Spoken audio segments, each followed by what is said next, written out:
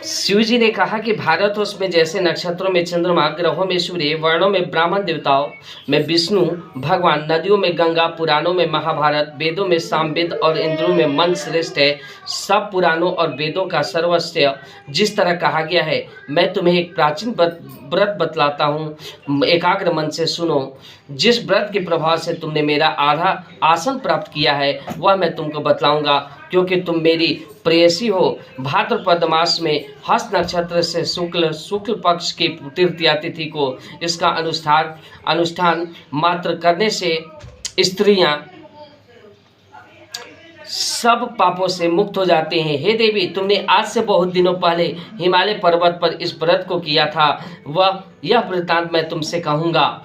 और पार्वती जी ने पूछा, हे नाथ, मैंने क्यों यह व्रत किया था, यह आप सब आपके मुख से सुनना चाहती हूँ। उत्तर की ओर एक बड़ा रमणीक पर्वतों में श्रेष्ठ हिमवान नामक पर्वत है। उसके आसपास तरह तरह की भूमियाँ हैं, तरह तरह के वृक्ष उस पर लगे हुए हैं, नाना प्रकार के पक्षी और अनेक प्रकार के पशु उस पर निवास करते हैं।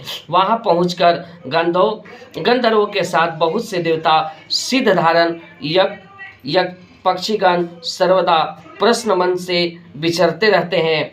वहाँ पहुंचकर गंधर्व गाते हैं, अप्सराएं नाचती हैं। उस पर्वतराज के कितने ही शिखर हैं ऐसे कि जिनमें स्फटिक, रत्न और वैदुर्मणि आदि की खानें भरी हैं। यह पर्वत ऊंचा तो इतना है कि मित्र के घर की तरह समझकर आकाश का स्पर्श किए रहता है।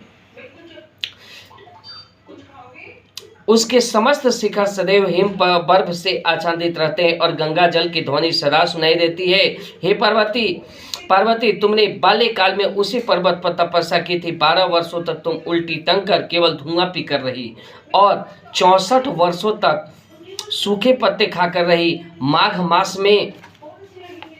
मास में जल में बैठी रहती और बैसाख की दोपहरिया में पंचांगनी तापती थी। सावन महीने में जल बरसता तो तुम भूखी प्यासी रहकर मैदान में बैठी रहती थी। तुम्हारे पिता इस तरह के कष्ट सहन को देखकर बड़े दुखी हुए। वे चिंता में पड़ गए कि मैं अपनी कन्या किसको दूं। उसी समय नारद जी वहां आ पहुंचे और कहा,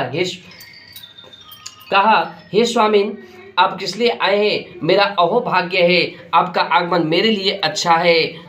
नारद जी ने कहा कि हे पर्वतराज सुनो, मैं भगवान विष्णु का भेजा हुआ आपके पास आया हूँ।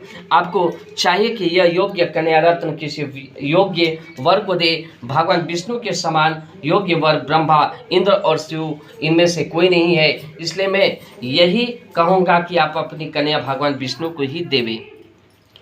हिमवान ने कहा कि भगवान विष्णु स्वयं मेरी कन्या ले रहे हैं और आप यह संदेश लेकर आए हैं, तो मैं उन्हें अपनी कन्या दूंगा। हिमवान की इतनी बात सुनकर मुनिराज नारद आकाश में विलीन हो गए। वे पीताम्बर, शंख, चक्र और गदाधारी भगवान विष्णु के पास पहुंचे और वहां हाथ जोड़कर